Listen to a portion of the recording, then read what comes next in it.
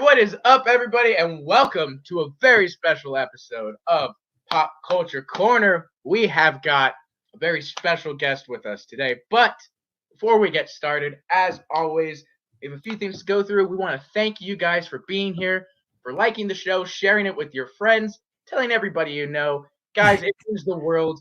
We do it for you. We do these things for you, so it means the world. Let everybody know about the channel. Hell yeah. Just a simple tweet, simple like means the world to us. Also, don't forget to follow us on all of our social medias, Instagram, Twitter. I think we're on TikTok as well now. TikTok. We're on all the social medias. We're on the YouTubes and the Twitters and the Twitch. Yeah, we're everywhere.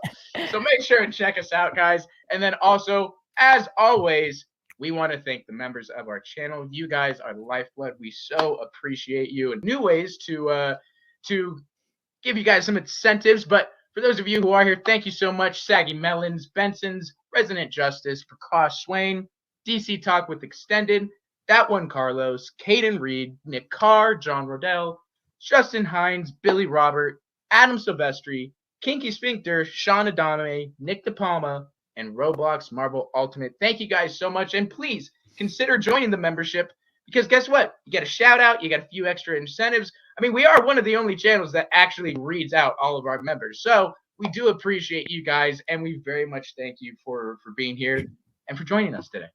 Yeah, and we're going to start doing a little bit more like member-only streams and stuff like that. It's just about finding the groove and the time for it, and then other things as well. But man, you know, I just to preface, we're about to have Rich on, and I was going through his IMDb, and man, I just it's unbelievable how many of some of the greatest movies I've ever made. Literally of the last 20 years, this guy has been a part of like iconic movies. That opening scene in Watchmen is one of my. I think it really is the best opening in a movie of all time. I go back and forth with that in Man of Steel, but for this interview, yeah, Man of Steel's great as well. Yeah, Man of Steel is. I mean, you're right. There is no other comic book opening that just hooks you like that. I mean, you're just from that very moment, you're into the film. From that to, I mean, this guy not only had a hand in creating some of the best DC films of all time, if you ask me, but he literally had a hand in helping start the Marvel Cinematic Universe as well. Yeah. And being Iron Man and Thor. Yeah. And then Captain America Civil War.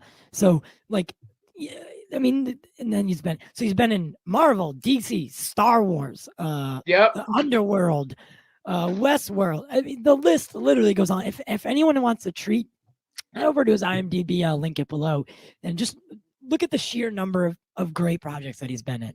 And you'll understand why he's one of the people that I've wanted to talk to since we started doing this. But I don't know. With that being said, do you think we should get into it? I think we should, man. I think the people are ready. All right. So, like I said, make sure to like, share, and subscribe, and we hope you enjoy what comes next.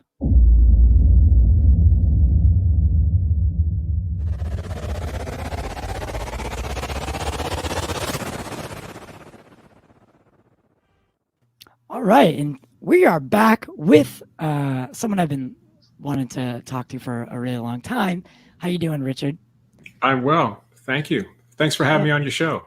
Oh, of course. I've seen you around in the. I believe you were on Lightcast and Four Nerds, I think it was, with those guys, and they were just such really great conversations. And you've been in some of my and some of the greatest projects of all time. So this is truly a pleasure for both of us. Thank you. Yeah. I was thinking about like a list of like, all right, how should we open it, and getting that ready. But what really, because I was trying to read up a little bit, but what helped you like get your start in filmmaking? Because for stunts, it's a little bit different, I believe. Definitely martial arts. I mean, I moved to California to study martial arts, and my original game plan was to move back home and then open up my own martial arts academy after I became an instructor. Okay. But then along the way, I met some guys there that we all were interested in the industry. Producers would occasionally contact my instructor and ask him to bring down, send some guys down to their production for background performance, for background players. So I got a little experience that way, and it's just something that we started doing, and me and my buddies started getting together, and all these guys have gone on to have really successful careers in film. So it's pretty cool the way it worked out. Damon Caro is one, who is Zack Snyder's stunt coordinator and second unit director. Chad Stahelski is another one who's gone on to direct, some really great projects.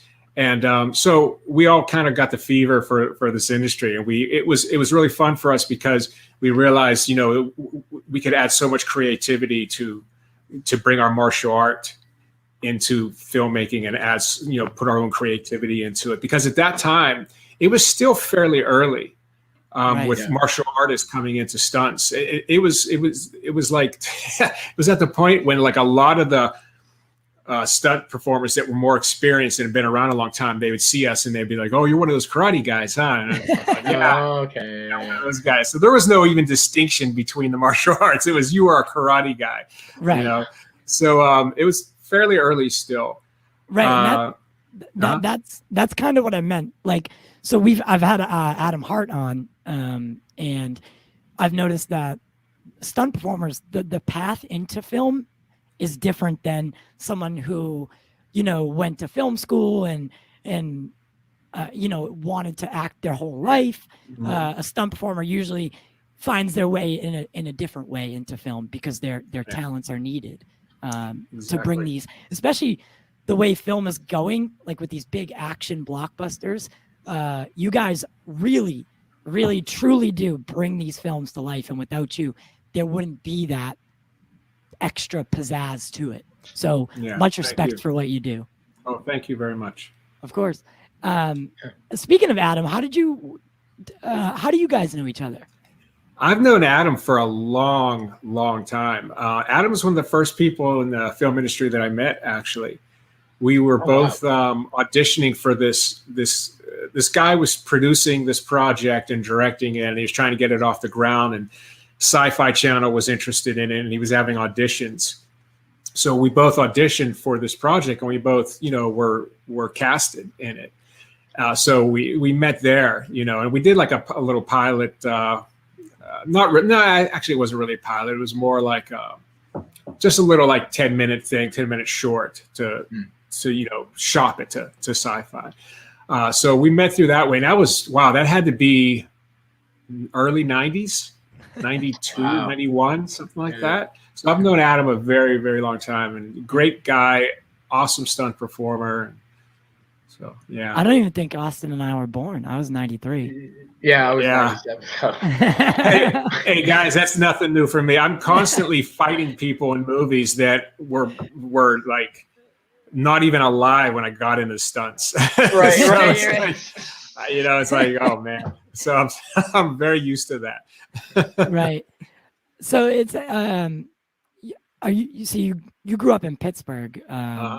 So you I noticed your email had some Steeler in it. Yeah. So I know Austin, you're a big football fan. I grew up a Raiders fan. Really.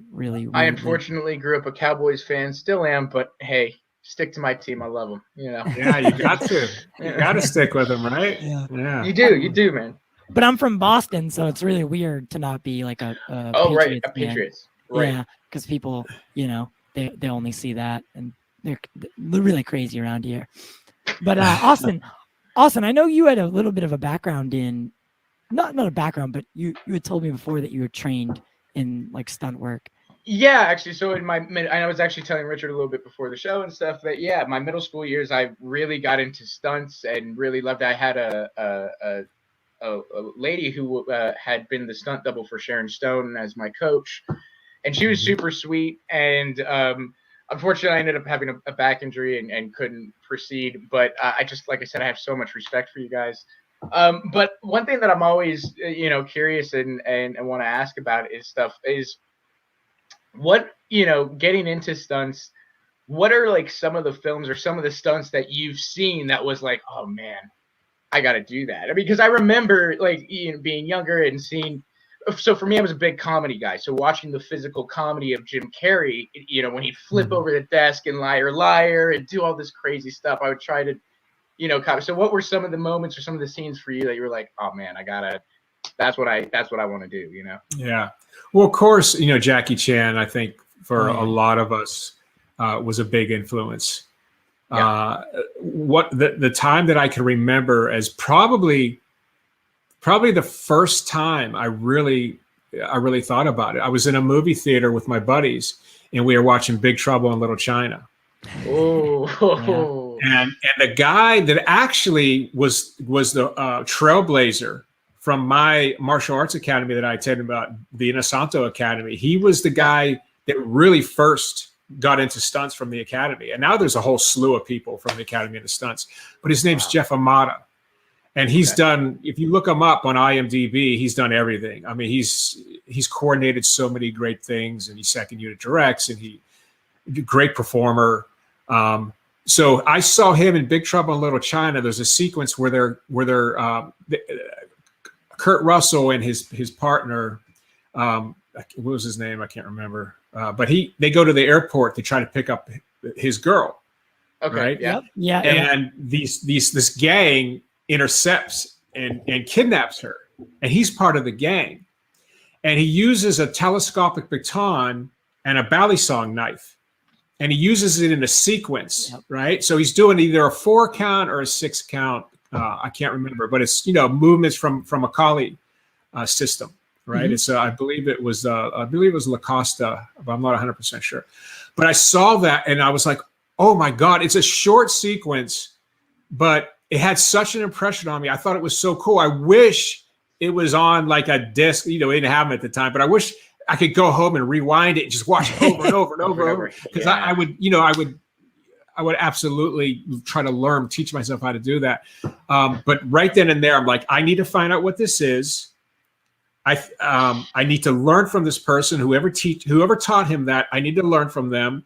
And being in movies and doing fights and stuff seems really, really cool. So I'm going to do that. I need to do that. So that's kind of what really started it off. And of course, like Bruce Lee, seeing Bruce Lee stuff was blew me away when I was a kid. And that was a big part of it as well, too, because it all seemed to come together around the same time, because I always thought I didn't really know much about Bruce Lee as a kid. I thought he was an actor. Right. Right. And then I found out, and then I found out he's a martial artist. And then it's like, holy cow, his philosophy matched up with my beliefs. Like, I'm left-handed, right? Yeah. But I always fought with the left lead because I want my strong hand forward. And that's Bruce Lee, right? Yeah. And he didn't like the traditional holding the hands down by the waist and doing the classic punching. And I understand it now what the benefit is, but back then I didn't know. I used to box. I boxed in the amateurs, so I'm like, this guy, he has a boxing stance too. Oh my gosh. And he kicks. It's like, so it all came together. It's like, I got to go where this is taught. I got to go there. So that's kind of really what led me to it. Maybe in another life, you would have had like an MMA or a UFC career instead. Right. Yeah. I don't think so. Like my instructor, Dan Santo, would always tell me, if you want to, you could be a world champion. You have that talent. But honestly, I don't like hurting people. Yeah, I just don't. You like pretend hurting people. Yeah, I can pretend hurt people all day long. But exactly. No, I don't like hitting people. Really, I mean, I did box. I did spar with some great people, some world champions when I moved to California, because I'm really good at it. But it's not something I loved. I didn't like getting hit. I didn't like hitting people, but I was good at it, so I would do it occasionally when I get the itch. Yeah, it does make sense. And there's like with actual fighting, there's there's tons of risk too, you know, like by the time you're 50, there's, you know, CTE and all those other things that we know now. So I think I think the career path you took was a little bit safer, and better for us. So yeah, in most ways it is safer, but there are those occasions when you're doing something that if it messes up, you're gone. Yeah. But yeah, you're right. Overall, I would say it was safer. It was the better choice. And speaking of that, because we know, you know, we talked about this. Actually, I believe it was right around the time that we had Adam on. A stunt performer from The Flash got injured, and you really don't think about that stuff. You don't think about the risks that you guys take on a day-to-day basis, because we just see the end product typically as a consumer, right? We don't watch it get made, or we don't rig you guys to lines. We don't see all that. We just see the end product. And, you know, have you had any dangerous moments or moments like that where maybe something went wrong? You know, the stunts that I've done in the past that have been life-threatening, obviously they turned out okay. Of course. But there's been a little thing, like I was doubling vision in Captain America Civil War, and I was suspended about 50 feet above the ground, you know, not super high, but high enough, right? High enough, yeah. And I was on hip picks, right? So I have two lines attached, one line attached to each hip, and they go up, and there's a thing called a spreader bar, right? That keeps the lines separated, right? Okay. And this spreader bar was carbon fiber. And for, you know, carbon fiber is pretty strong. Yeah. Strong and lightweight. For some reason, the thing just shattered. So that spreader bar has to be spread about, you know, I don't know how far apart, but it's a difference of maybe 6 feet. Right. So the wires come together, I immediately drop 6 feet. Yeah. So it's like, okay, you know, and so my the riggers on the ground, of course, they think it's, you know, they were upset that it happened because it just was a freak accident. It just must have been a bad spreader bar for some reason, but probably like one in 10,000, you know. Right. But they, you know, of course, then they see that I'm safe, and then they have to make a joke like, "Oh, you're puckering up pretty good up there, didn't you?" So, you know, they're being riggers, you know. Right. But you know, just you know, and knock on wood, you know, I've broken a few things here and there, ribs, you know, bones in my foot and stuff, but nothing. You know, like I said, knock on wood, nothing too serious. But, you know, you get in those situations every now and then where, you know, if something goes bad, you're probably not going to survive it. But we take every precaution possible. Stunt performers are total professionals. You know, everything is rehearsed over and over again. You know, everything is checked and triple checked. And so, you know, thank God, you know, most of the time, everything turns out okay for everyone.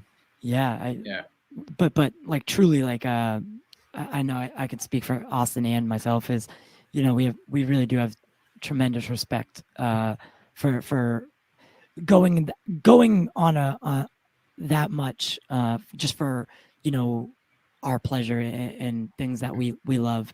Well, I do want to say I look at you guys as like you're one of the last like true entertainers. You know, I think there's you know, you're putting your life on the line for the risk and for that, you know, for the audience to actually feel the realness to the fantasy that they're watching. And so I think that is, you know, it's one of the that's something in the business that will always be, you know, so incredibly respected and important, you know. Thank you. For sure. For sure.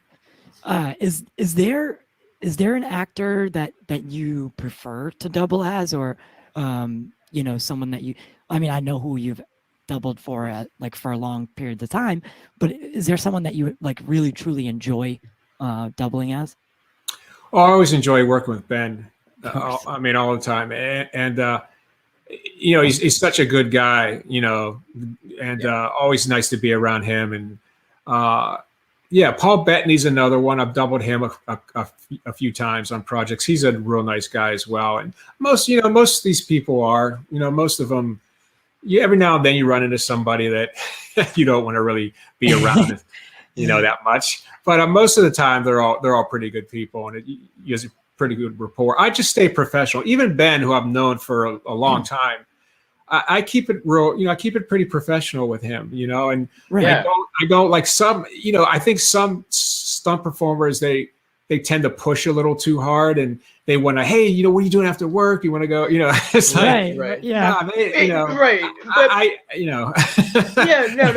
But like we were talking with Adam. Adam made a great point in that, right? Somebody like he doubles a lot for David. Dash future. I don't want to push him as but yeah, he the polka dot man from Suicide Squad, and like you said, it's completely professional. But David kind of like as a performer trusts Adam that whenever there's stunts or when he just knows he can rely on Adam. That's the guy. Or if Adam can't do that, he has somebody else kind of step in. So it kind of seems like that's what you've developed with Ben a little bit. Yeah, no, we have a great relationship, and he contacted me earlier in the year. He's like, hey, I'm doing a commercial in Las Vegas. Like, there's no stunts, but hey, that's where I am. Oh, are you really? Oh, nice. Yeah, it's the Wynn Casino, right? So, and he goes, yeah, but just come out and be my body double. So I was like, all right, sure, So it was nice. I was like a high paid, I don't know, stand-in, I guess you could say. Hey, so it's not bad if Ben Affleck calls and says, "Come to Las Vegas." I mean, right. Yeah. So he looks out for me with stuff like that. So it's an easy payday for me, and I can save my body. So he's a super cool guy, and just I was really fortunate to have met him, and just we have a good relationship. So it's been nice. That's amazing. I mean, out of all the experiences that you've had, on some of, like I said before, some of your IMDb, like going through the list, I know most of, what you've been in, but seeing it on paper, you've, like I said, you've been in some of the greatest films and shows practically ever made. Is there something that sticks out, a favorite memory out of them? I know it's like picking kids, but is there something that sticks out that highlight? There's so many, but I've said it on every podcast I've ever been on that Batman was my dream job. So BVS was the one that will always stand out the most for me. But 300 was amazing. That was such a because we basically were being paid to get into the best shape of our lives. Right. Right. Zack talked about it on interviews. It's just like, it's who doesn't want to sign up for that, right? Exactly. And that Watchmen was awesome. Although Batman's my favorite character I've ever doubled, and but I think that fight scene in Watchmen, that opening fight scene, was my favorite one that I've ever done.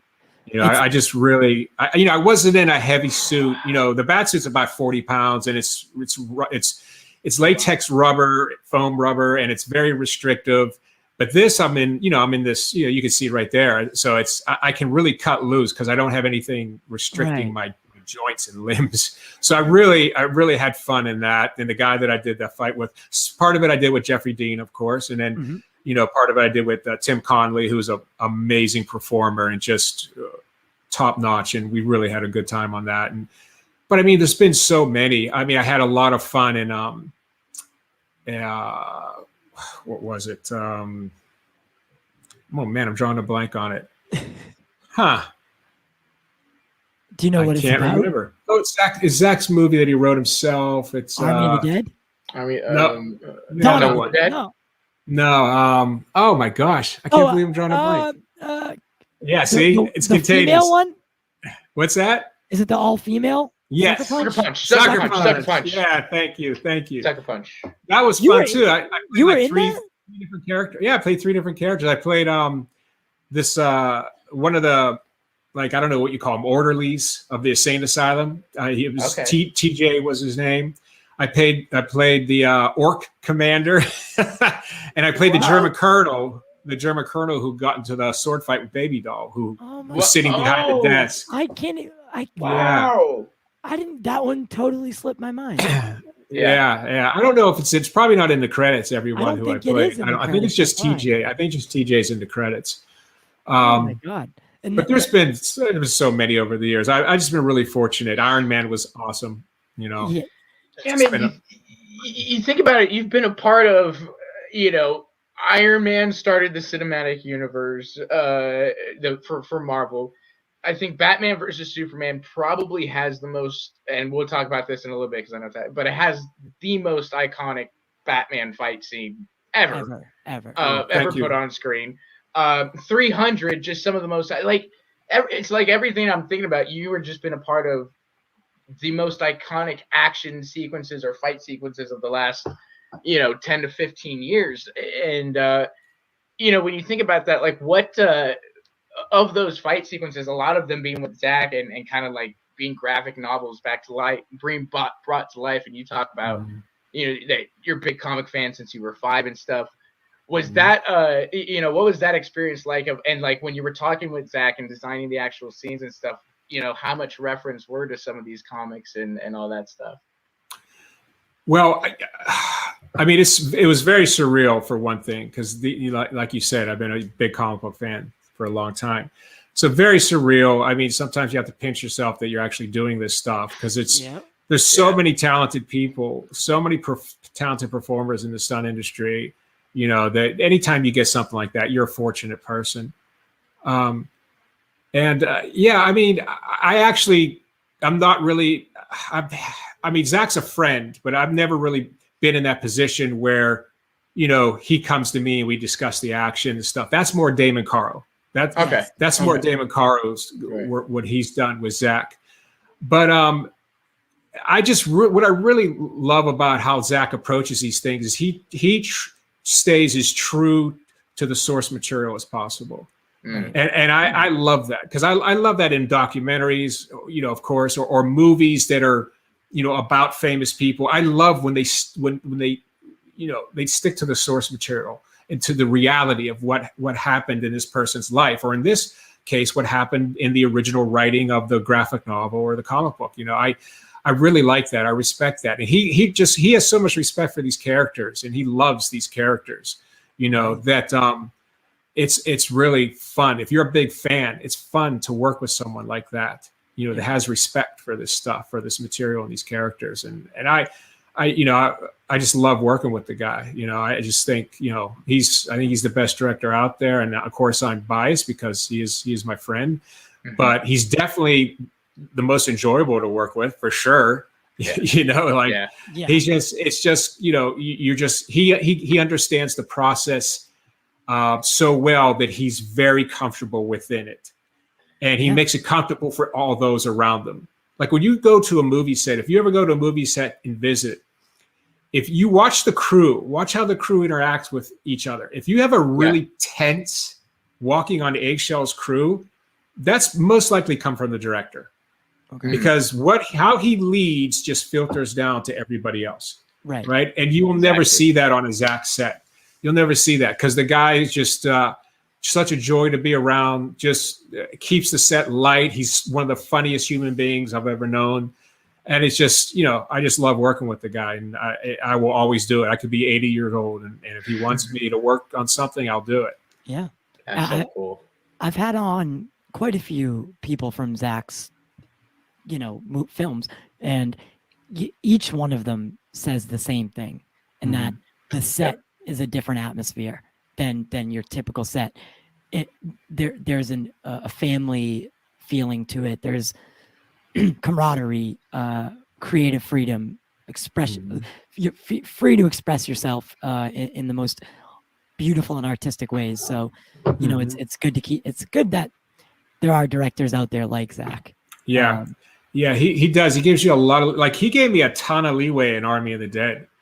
And he would rein me in sometimes because he had a certain thing he was looking for, and I had something that I'm looking for, and we're basically on the same page. But there's something I was like, can we do it this way? Can we do it? And he was really cool about it. He gave me a ton of freedom, so he's really good with that, and it's really nice and rewarding to work for a director like that. You feel appreciated as well, right? So, yeah.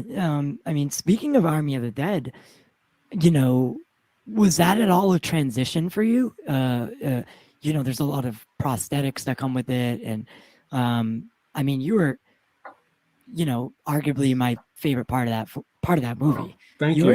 Oh, wow, thank you. I mean, there's a lot of great aspects to it, but Mm-hmm. I mean, your performance in that was above and beyond. So how was that experience to actually be, you know, a lead character on screen, you know, portraying this amazing character? Well, as far as the prosthetics go, I've done so much of that in my career that I was, you know, I knew exactly what to expect. I knew exactly what I was getting into, like the bat suit. I knew exactly what I must have worn those suits thousands of hours in my career. So that wasn't so bad. The 100-degree weather that we worked in every day in New Mexico, that was tough. That was tough because there were people complaining that we're in shorts and tank tops. Right. Because it was pretty hot. But I just really was really just really overjoyed to have the opportunity to do that. When Zack asked me to do that, I mean, to play that character, I just really was very, very excited that I get a chance to create a character, you know, that's going to have so much influence on the film. I like being put in those positions, you know, where you have a lot of influence. They're like really looking for you to come through. You know, you need to do this well, you know, and I really like those positions. So it was fun. It was fun building a character and, you know, performing and, you know, just an awesome project to be a part of. And what a unique thing too, like you said, building the character is like, this is a zombie that has a thought process and that has, you know, is different than any zombie that we've seen before and stuff. And so I loved watching you toe the line of kind of savagery and mindlessness, and then, you know, being very calculated and knowing what's going on and this is your territory. And so, I mean, so yeah, that was amazing. How much of that stuff you talk about getting to build the character? How much of that stuff did you get to work on and build with Zack, as far as the intelligence of him, of the character and all that? Yeah, it was mostly, well, anytime I do something like this, like where I'm going to have more of a acting performance type role, I always meet with Zack before the film, before we start shooting. You know, like when I did Steppenwolf, you know, we met and we talk about the character. So I want to get tuned into exactly what he's looking for, of course, right? So we do that. So that's time I spend with him. We usually spend an hour and a half meeting, something like hour and a half, 2 hours meeting. And then all throughout the shooting process, of course, I'm always picking his brain, you know, trying to fine tune what I have, fine tune it to a sharp point, you know, so that I can get the best performance, you know, that I'm looking for and still give him exactly what he wants. So like we just said, you know, he's just so open to things, and he'll tell you, like, you know, he'll let you try pretty much anything you want, but you know, he'll tell you like, yeah, I like this and not so much, and you know, it's always so easy working with him because you would think that every director you ever would work with would know exactly what they want, right? You would think that, but it's not really the case. You know, there's some directors that are waiting, you know, for you to do something that they go, oh yeah, that's it. You know, that's what and I don't mind that either, you know, because I'm like, hey, I'm up for that challenge, sure. But it is nice to work with a director that tells you exactly, this is kind of how I see it. This is what I'm looking for. This is how I see it. And he knows, I mean, every character, he knows exactly what he wants from that character. Every scene, he knows exactly what he wants from that scene. He knows how that shot should be set up. Like the guy, he's really a genius. I mean, he really is. And he knows, you know, it's a lot of fun, you know, working in that environment. We've talked about that a lot, about how Zack, there's not a shot, there's not a scene, there's nothing, even down to the props, there's nothing that he doesn't know, or there's not. It's like meticulously plans every single thing, and everything's there for a reason. Everything happens for a reason, and he's so talented. How now, was it just kind of a luck of the draw, or I mean, how did you meet Zack? Because you've been in almost, I'd say what, 90% of his films? All of them, except for the animated one. Right. Yeah. Hours ago, I think it is. Yeah. Everyone except for that one. And I know that. I mean, I've been pretty fortunate. Of course, that's not going to last forever, but it's been nice. I met Zack through Dave McCarl. So because Dave McCarl met him through a mutual friend of ours, who's a friend of Zack's, who worked with him a lot during his commercial days. Right. Kurt Johnstad, who actually was one of the writers of 300. And he introduced Damon to Zack because Zack was looking for someone to train him in martial arts. So, through the process of Zack and Damon getting to know each other, Zack saw that, hey, this guy has, a great eye for things, and he has, they share similar visions in film. So, he's, I think in Dawn of the Dead, he hired Damon as like a fight coordinator, to set up the zombie action scenes and stuff. And then from that point on, next was 300, and from 300 on, he's been his stunt coordinator on every film. And he started second unit directing too. So I met him through Damon, and we just kind of personalities hit it off. And Damon started hiring me for the jobs, and I guess Zack saw, I guess, what I was capable of and liked my work. And so each film he gave me a little more responsibility. And when it's right to use me, I don't think he hesitates, right, on using me. He knows I can act a little bit, so he throws me in those roles every now and then. He had me come in for the additional scenes on Justice League with the Joker and Batman, and because Ben and Jared's schedules didn't match up.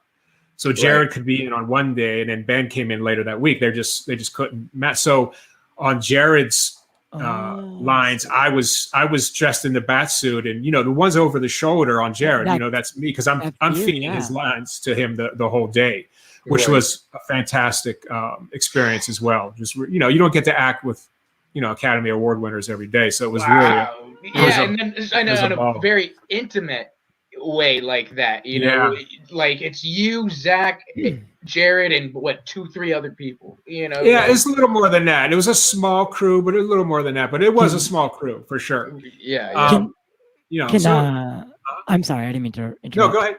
Can I fanboy for a moment? That oh god, that Joker and Batman scene, that sequence, the tension,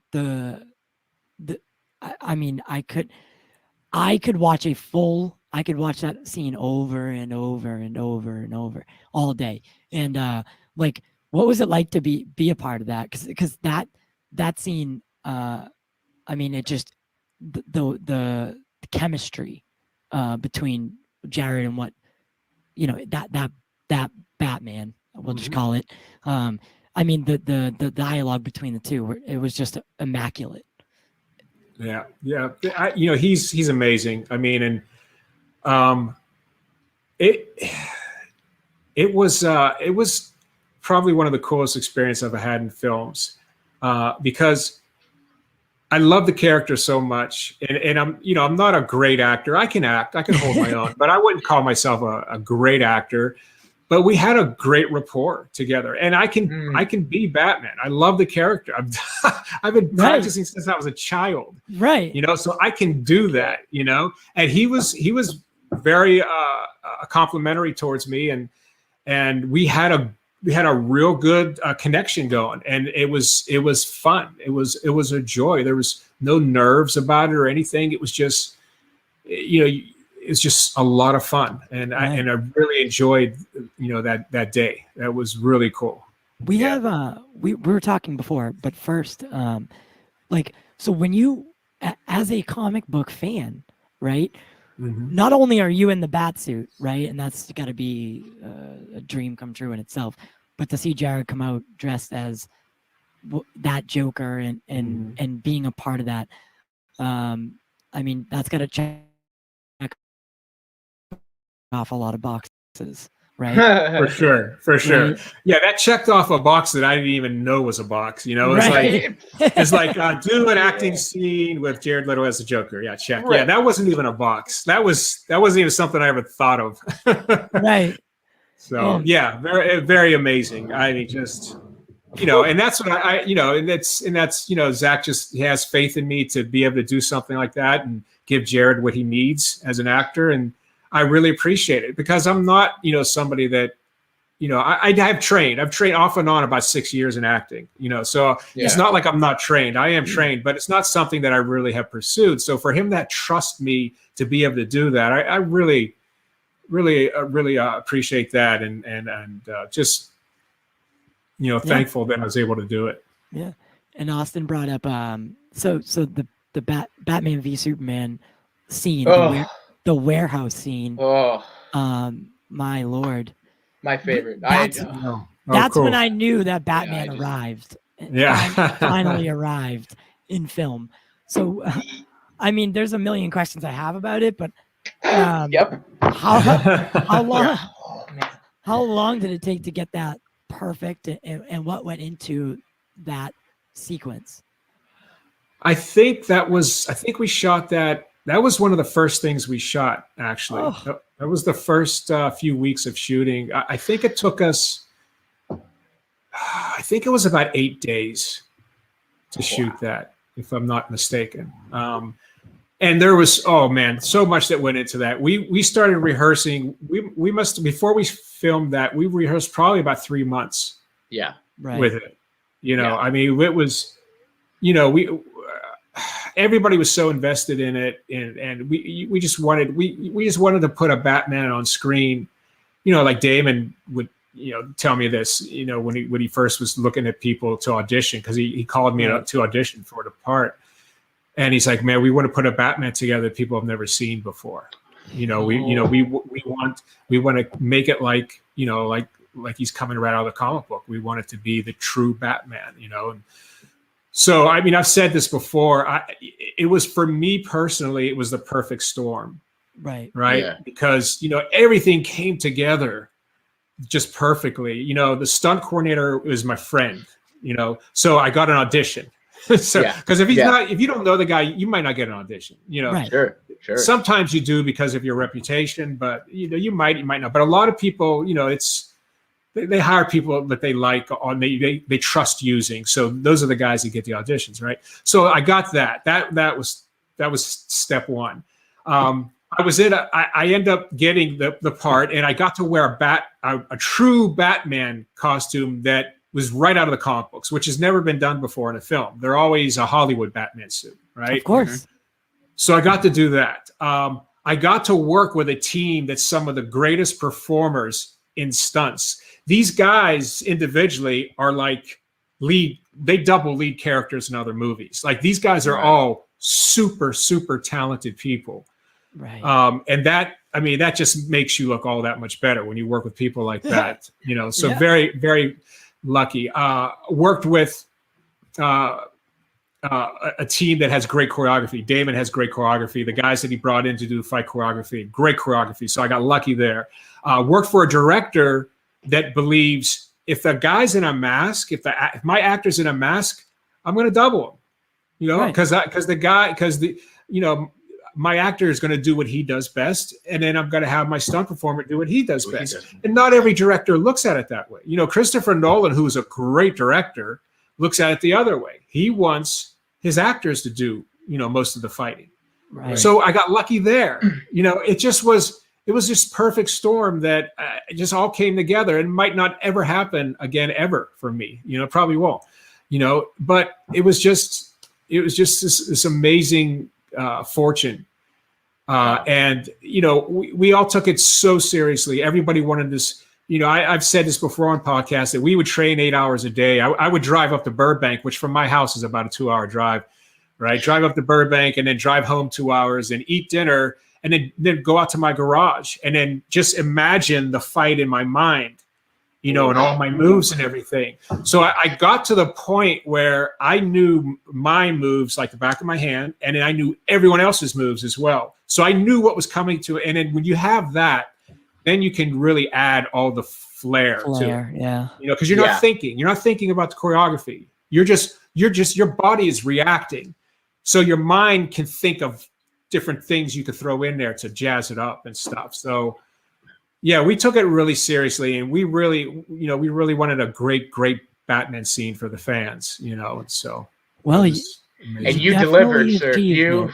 Man. Well, thank you. Yeah, me and everybody else. Yeah, yes, everybody in that scene. And you said it yourself, right? In that you guys wanted to put a Batman on screen that had never been done, or straight from the comic. I mean, yeah, I watched that scene, and it's like, you know, the mobility. It's like watching like the animated Batman I grew up watching, right? The fights were brutal and stuff. He has you know, he's able to move and stuff. So was that a big thing for you, in that this Batman had more movement than any other? You know, he didn't have all that rubber suit. And what was like the process? Because you said that suit was like 40 pounds, so you're adding an extra 40 pounds of weight. You know, so it's mobile, but still with some restrictions. So what was that like, being able to work in that suit? It was actually very difficult, because not only did the suit have some weight to it, but it's like it's the suit is it's made as it's a latex rubber, right? And it's formed in a position where it's just a person standing with their arms hanging down, right? So that's how it's molded. So if you take that position, you get in that suit and you're just standing like that, you're fine, right? As soon as you try to go this, it doesn't want to go that way, because it wasn't molded that way, right? If you want to lift your leg for a kick, you can't chamber to kick in that suit. You just can't do it, right? Really? So, it's just very, very restrictive. To do this is difficult, right? Wow. Really difficult, right? So it's super restrictive. It does not look that way in the film. So you guys killed it. Well, that's the benefit of and that's another thing that I didn't mention as well, about me just being fortunate how everything came together. I've logged thousands of hours in those suits. I've done all kind of creature work, right? Right. You know, I did the Time Machine movies. I did 3 of the Underworld movies as werewolves. You know, it's all the same latex rubber. It's all the same feel, right? There's different degrees of thickness, but it's all very similar feel. Right. So I knew exactly what to expect, and I knew how to deal with it. So it was tough. I mean, it was really tough, you know, and because I have to be, you know, I'm Batman. I got to be faster and better than these guys, you know. So doing it in that suit it was tough. Yeah, it was pretty difficult. Wow. But you're in the bat suit, so you're flying so high inside your head. Right. You're like, let's go. Yeah, it just happens. You just do it. You get it done. You know. Right. I figured by now they would have was already here, but it's like up there now. Oh, thank you. I figured by now they would have figured out a way to make the suit durable and lighter, like, look good, but also not restricting. But maybe in a couple of years, maybe in a few more years. I think they had a certain look for this Batman. He's older and he's bulkier, right? Very. So I think that's what they were looking for, and to get that, you can get a real nice shape, contour the muscles really nicely if you're in a latex rubber suit. I think that's probably what they were looking at. Right. And I actually just looked over here, and I keep seeing my Mandalorian cups. You got to work on that show as well. How is it versus? I mean, I don't know. Did you get to work in the volume? Oh yeah, I was the first person to ever work in that volume. Yeah. Yeah, I they brought me in as the Mandalorian for the for a week of test shots. So I was they built a suit around my body. So I had John Favreau directing me, and it was awesome. And it was planned to have an actor do the voice, and then when he takes off the helmet, of course, it's the actor. But for me to do everything else, right? It just didn't work out that way. They brought in Pedro Pascal, who is quite a bit shorter than I am. Right. Okay. Probably almost a foot. So that's no way going to work. You know, so I didn't get that job, but they still hired me. Favreau knows, you know, it seems like he enjoys what I do. And so Every time I get to work and I get to, see him, and he's always very cool person. And the really good thing about that, though, is although I didn't get the job, one of my best friends ended up getting it. And he was, his name's Latif dos Santos. Okay. Latif Crowder dos Santos, right? And he was one of the guys in the 4-on-1 Batman fight in the warehouse. He was one of those guys with a knife. Oh, right. Yeah. Super talented guy. And so it turned out that he got the job and he's doing really well. He's an amazing stunt performer. I'm sure he would do the job better than I would anyhow. He's just fantastic. Right. And so I'm really happy for him. So he's got that job. And every now and then they bring me in. They had a fight that they wanted to do. And he's like, hey, I want to bring you. I asked the coordinator if I could bring you in to fight me on this thing. I'm like, oh, cool. So we're 2 Mandalorians fighting one another. Wow. So that was fun. And so I get to come back, I get to work on it occasionally. So it's a ball. And that volume that you mentioned is amazing. That's what I was going to ask is you got to see it. Oh my gosh. It's incredible. Austin invited me out to go take a tour of it. There's one here in Las Vegas. They have one that's kind of set up and I've been to it and it's nothing like on Disney level, obviously. Yeah. But you just kind of know that's where the future of film is headed, as to those kind of, especially as they get more affordable, cheaper, and all the smaller studios can afford them, and then the lower budget stuff starts using it. Yeah, I agree with you. When I was using it one time, they had like vehicles, in the background, right. And I'm not kidding. I was about 40 to 50 feet away from it, and I'm looking at it. And I'm like, is that a real vehicle parked there? Seriously, I could not tell. It's incredible. So if that looks like if you see that with your naked eye, the camera's it's going to look 100% real on the camera, right? Right, and that's where I was going with it is, for a lot of the movies that you've done, there's a lot of green screen work, and every other person. The director can tell you, okay, this is, set the scene for you, but you're each going to have a different idea in your head, varying. Right. But the volume allows you to see and be in the place with there's you and the next person, you see the exact same thing. So you're literally in where you're going to be, right? Mm-hmm. And does that help? And does it kind of allow you to lose yourself a little bit more? Like, okay, I'm here. I'm on whatever planet I'm on. Mm-hmm. For sure. It absolutely does. I mean, good actors can get that regardless, but right. I think any actor will tell you absolutely they prefer that. It just makes it that much easier. And I think you probably do end up getting better performances from it. I would say that you probably do, because not everybody's really great at doing that, but I think it's well worth whatever they spend on it. And they, they use that all the time for many scenes. Yeah. As would I. Actually, I forgot to ask a question. So Austin and I were talking before the show, and we were talking about, so there was a test photo that came out for Batman, and he was in front of the Batmobile. But we read a quote from you saying about how you got called to do the test photo. So is it a different one than this that's on the screen now? Yeah, I'm thinking that this looks like Ben. That's definitely Ben, right? Yeah. Yeah. When we first got to Detroit, Zach wanted to take some test photos, and they parked the Batmobile, and it looked like an abandoned car dealership. Run down. The building was falling apart, and they parked it in this old. Yeah. This one, right? That looks like it. Yeah. Okay. So some of those might be like that. Might be me right there. I don't know, but I mean, a lot of the close-up ones I think are mostly Ben. But yeah, I did that. I did that when we first got there, and then when Ben came in, Zach did some shots with him as well. Right. So okay. So yeah, it was we were correct then, because I was like, well, that's definitely Ben, but there's this other one that's in the same lighting, it's in the same fashion, and everything like that. Mm-hmm. So okay, thank you for clearing that up. Yeah, sure. Yeah. And then, you know, when I was talking to Adam, he had referred to something, and it really got me interested.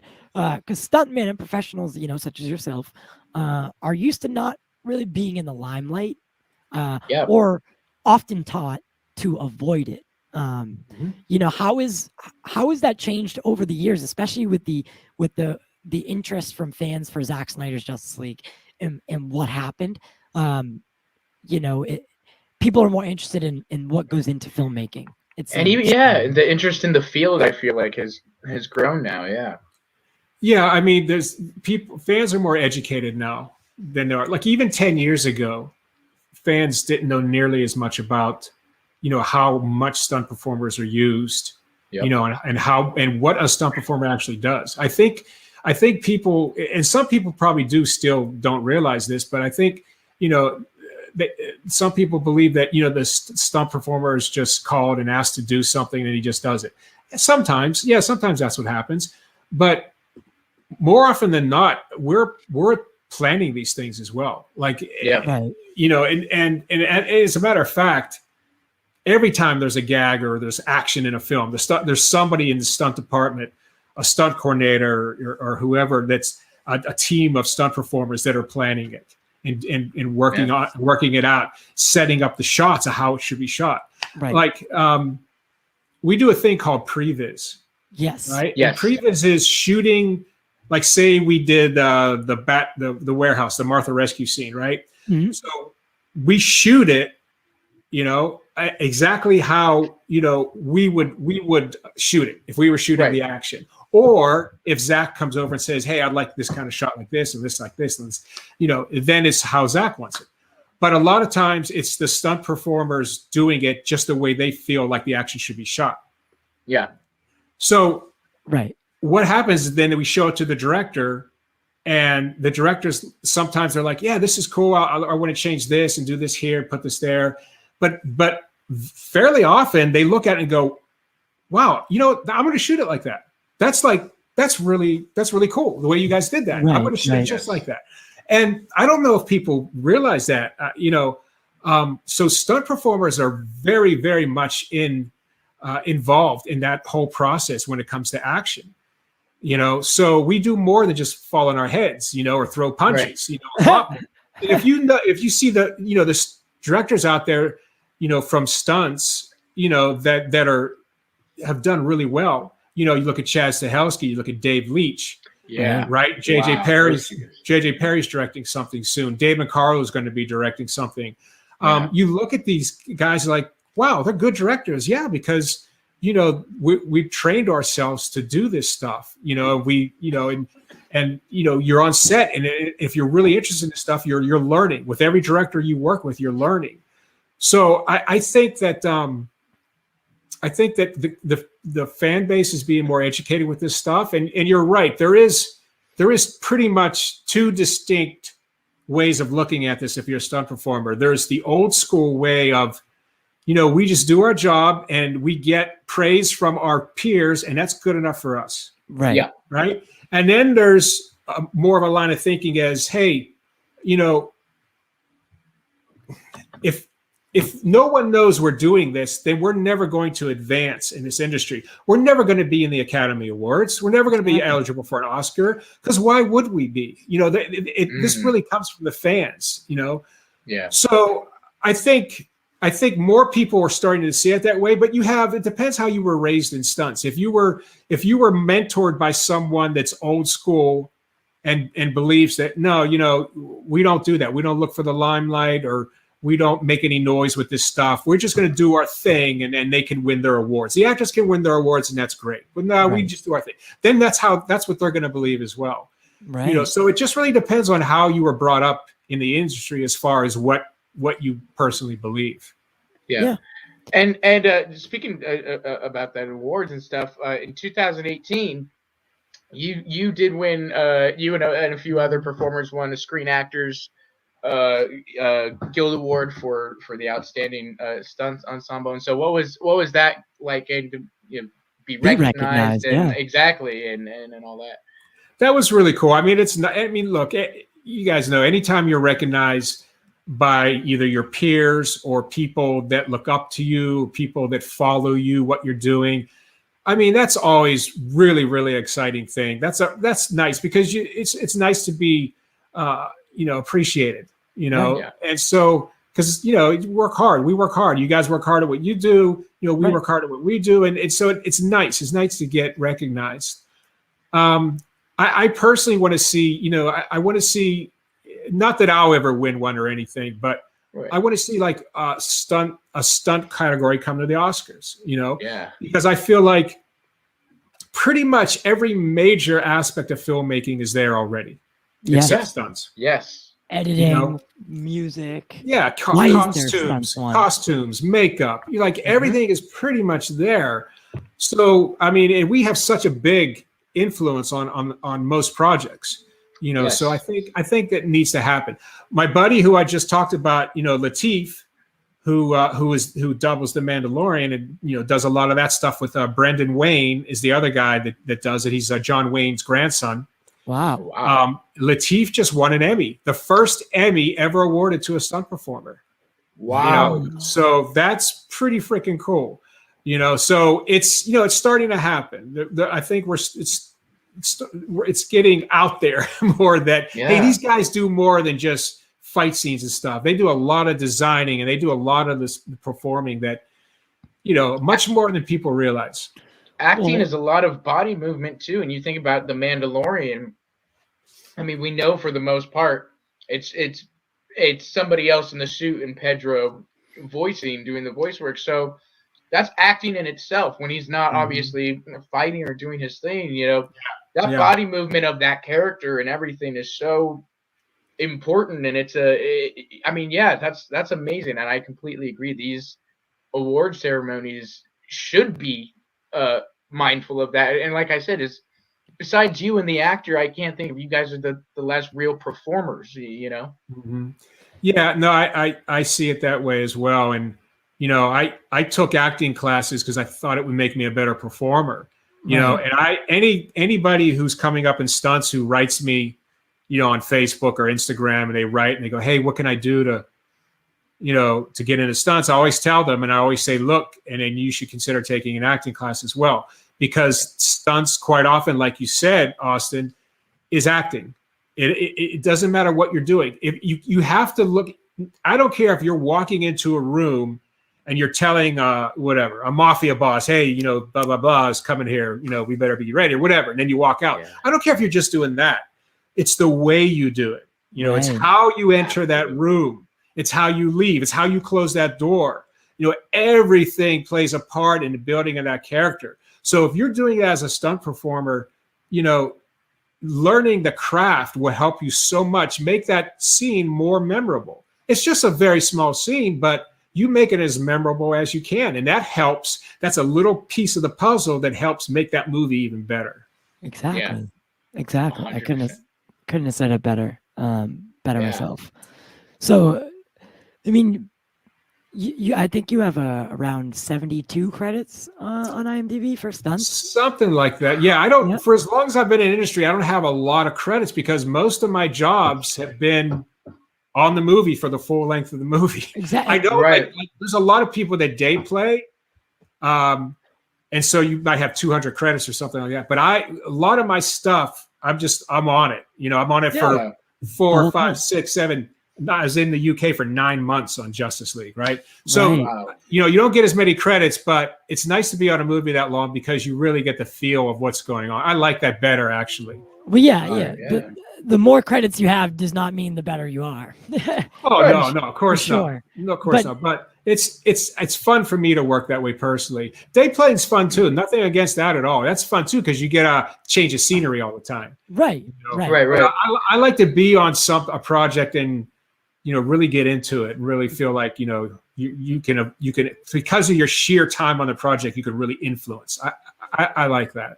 Exactly. And I would say that's benefited you, man. I mean, you look at it, this business is all about, relationships and friendships and all that. And you've established some really, I mean, Ben Affleck, Zack Snyder,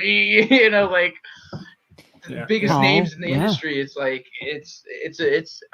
incredible, absolutely incredible. For sure, for sure. Thank you. You've also Westworld is one of my favorite shows.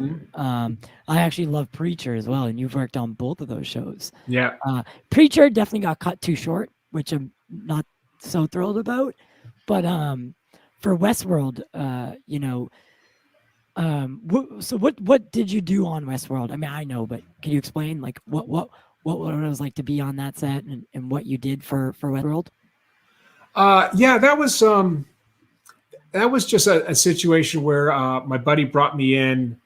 I think I worked maybe a total of a few weeks on those shows on different episodes, but just to come in and just just do some things. And like you said, a lot of this is industry is relationships, right? Yes. So I've gotten to the point in my career. I'm on the downslide of my career, right? I'm slowing down in the amount of work that I take because I'm not a young man anymore. So I pick and choose my jobs more these days, and not that I'm, the phone's ringing off the hook, because when you get older, you're an older stunt performer, and so some people appreciate that for your experience, and some people are like, I should bring in a young guy because he can hit the ground a lot more, and blah blah blah. But I still get a lot of opportunity to work, which I'm very fortunate for, but I just pick and choose it,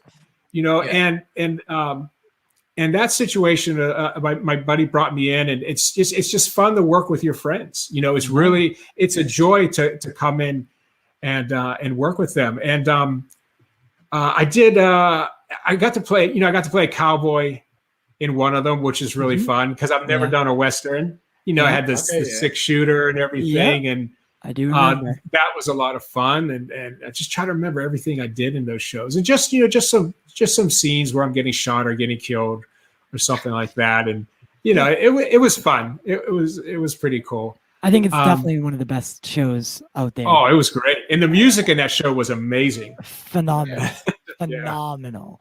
I mean, you said you're getting older, and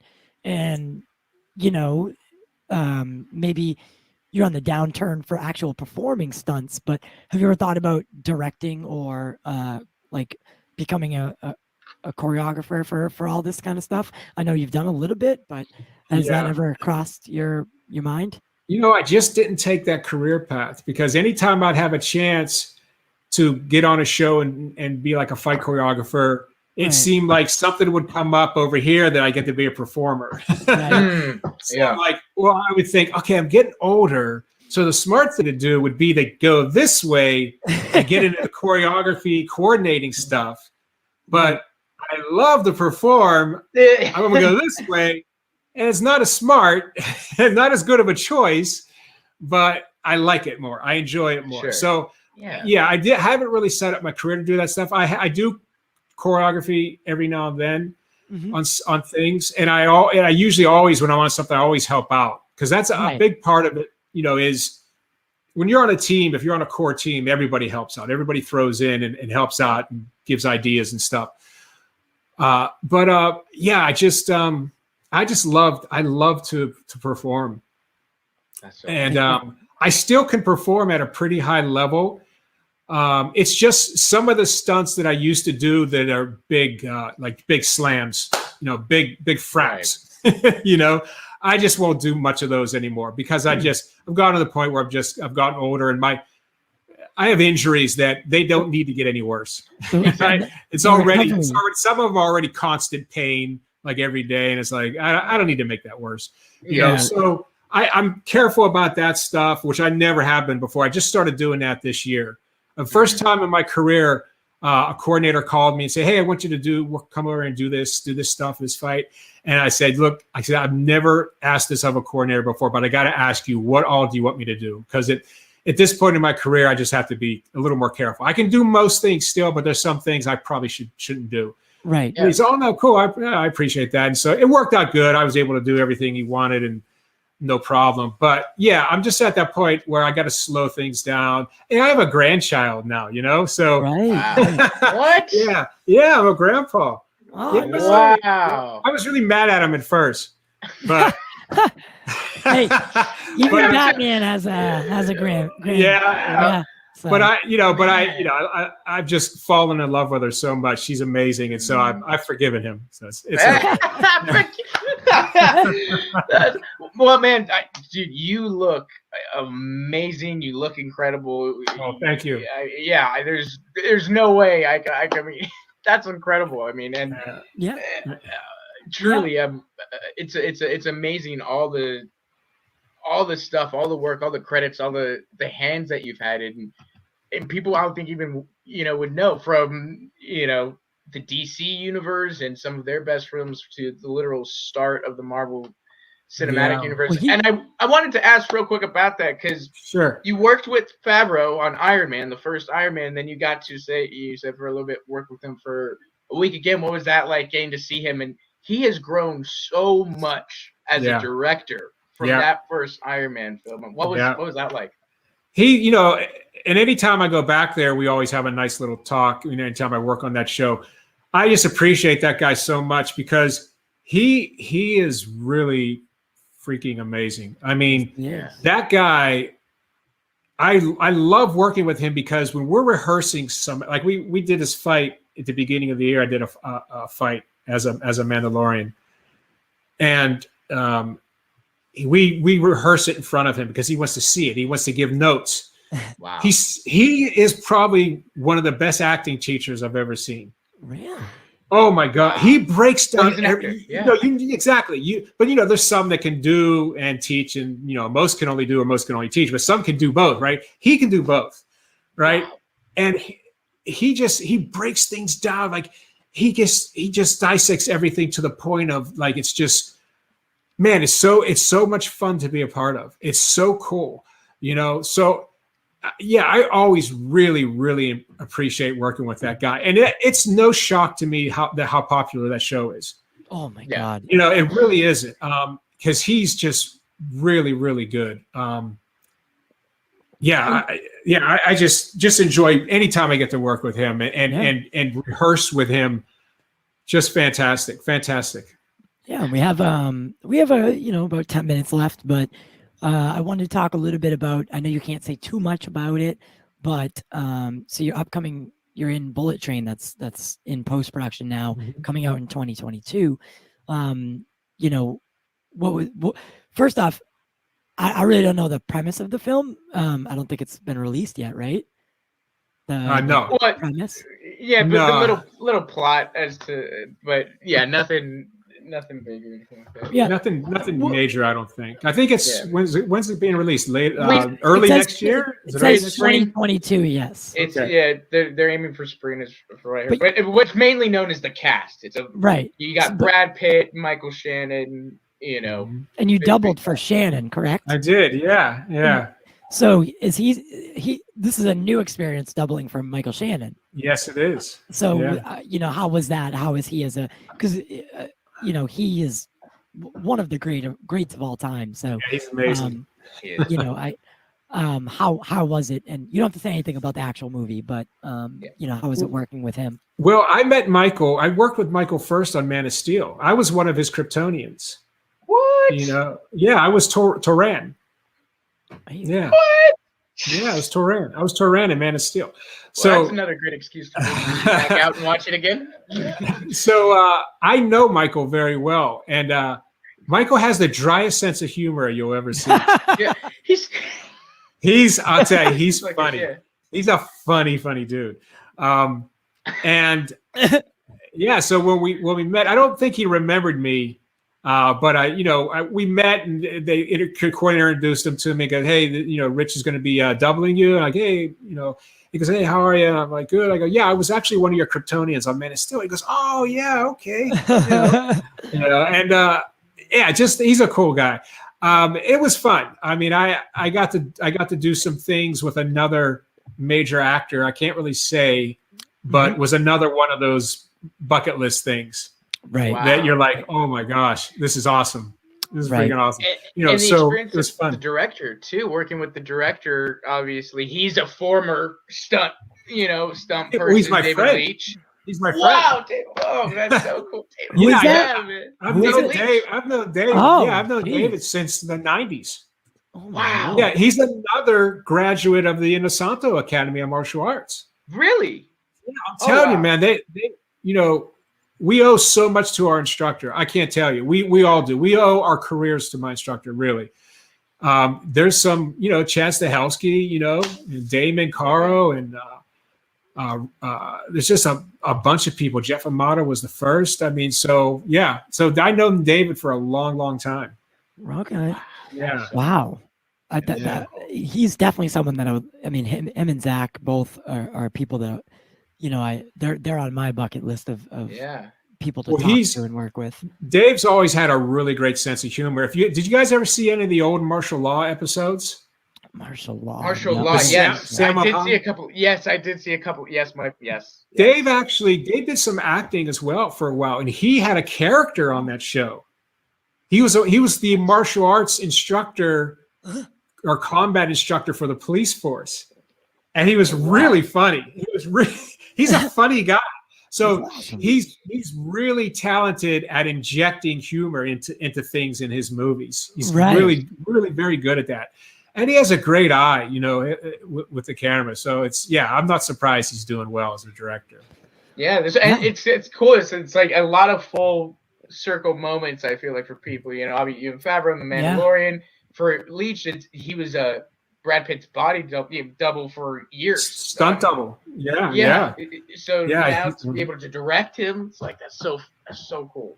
Oh, yeah. That's another thing that you were in too. You were in Fight Club as well, right? I was. You were in Fight Club. You were in Fight. Oh, yeah. I completely glossed over that. I was writing down the memorable ones, like the ones that stood out to me personally. And I was literally like, jaw was just open. I was like, I can't believe this.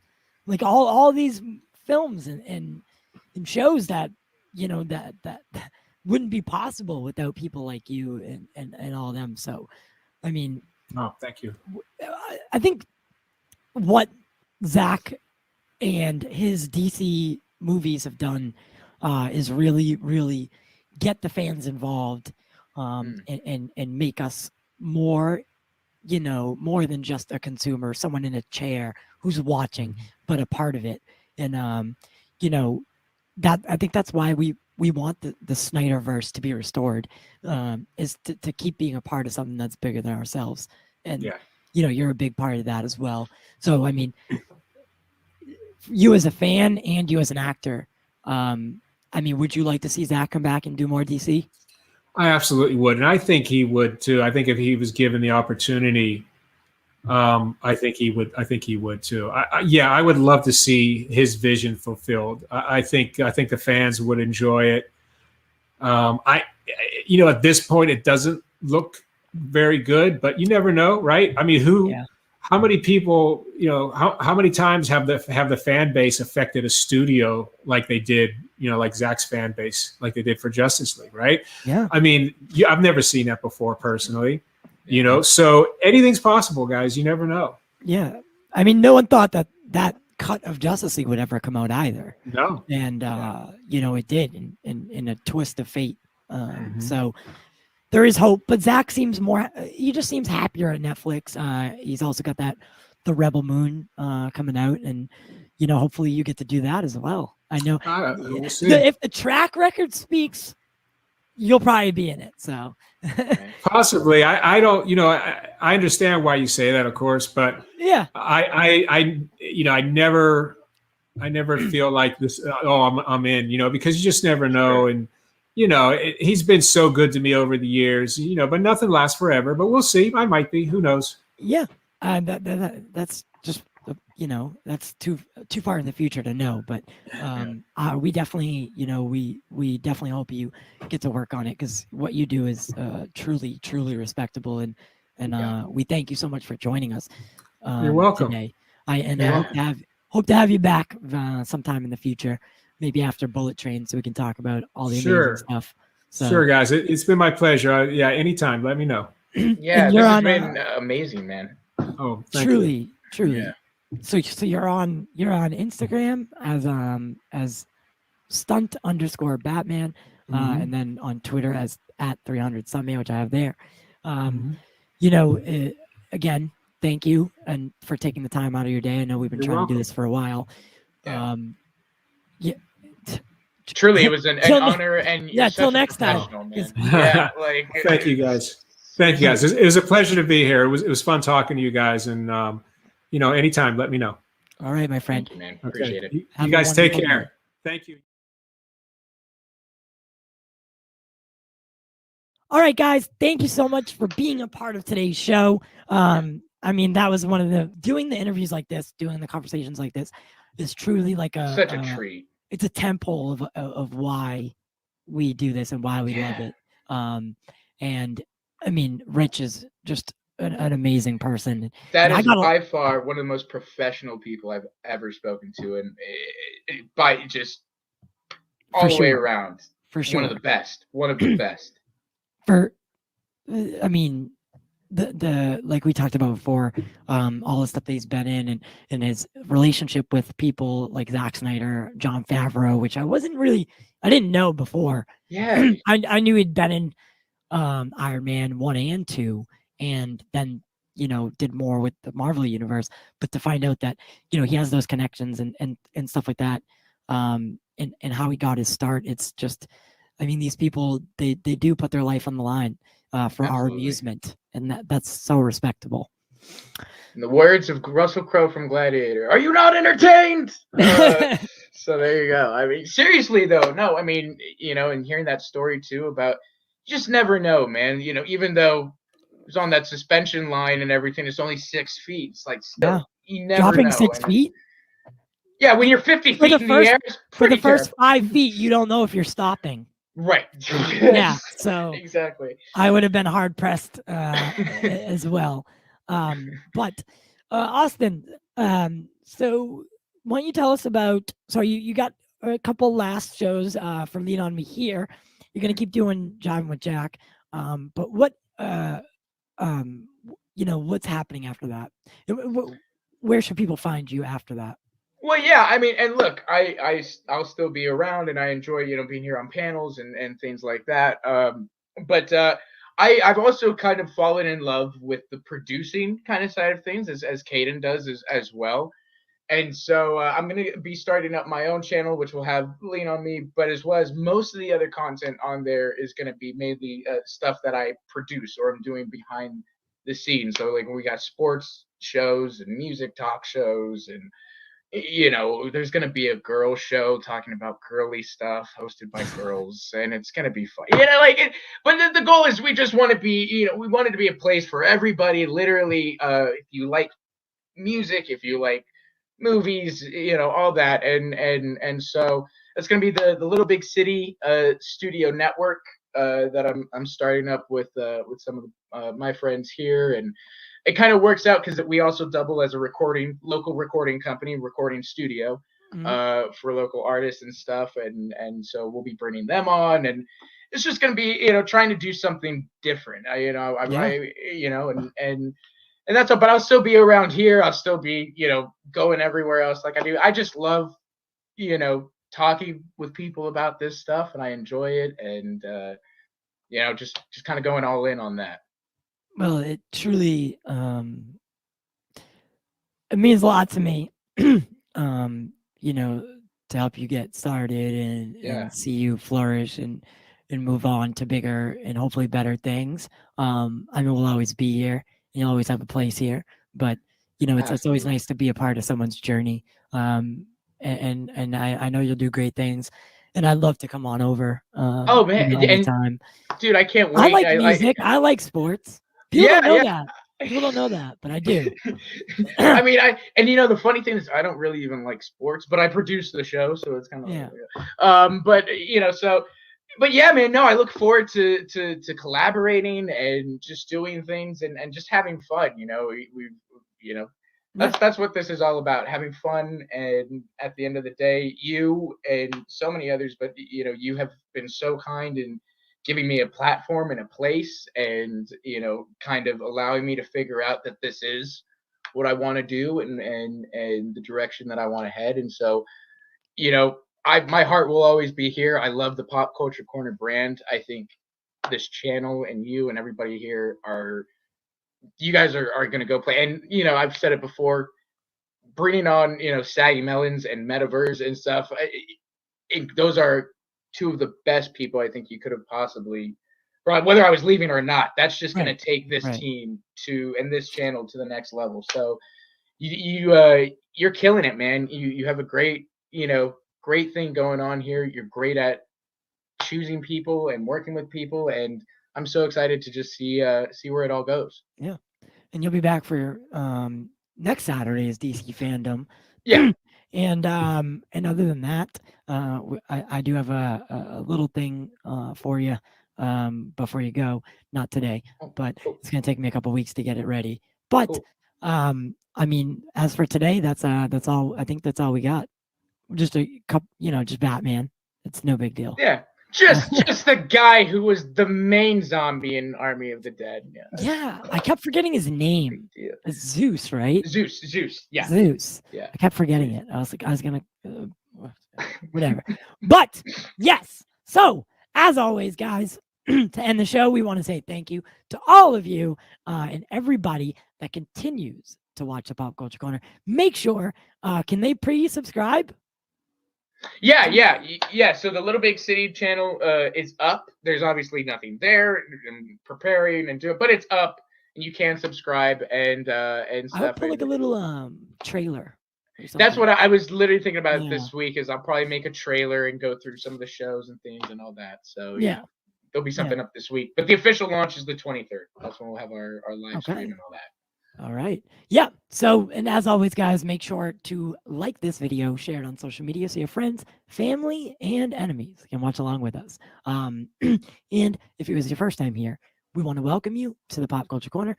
Consider becoming a member of the show for as low as $2.99. It's still called Flossing with Austin.